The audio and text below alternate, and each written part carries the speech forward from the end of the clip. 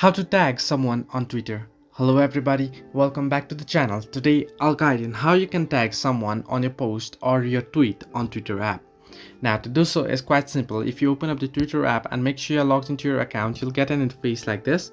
Now if you tap on the plus icon at the bottom right corner of your screen and then tap on tweet, you'll be able to create a new tweet here. Now as you can see on the screen, you'll find a list of options.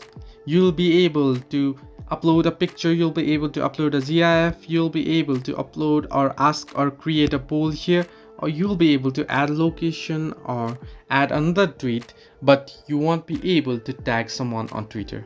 Now to tag someone, what you need to do is simply on where you create a post and type in, what you want to do is simply type in first @ and then search in for the username. Now here you can type in username here and you'll get the list of users here with the similar username. Select the user that you want to tag from here, and once you do it, if you post a tweet, once you create your tweet here and then simply post it, they'll be tagged in the tweet as well.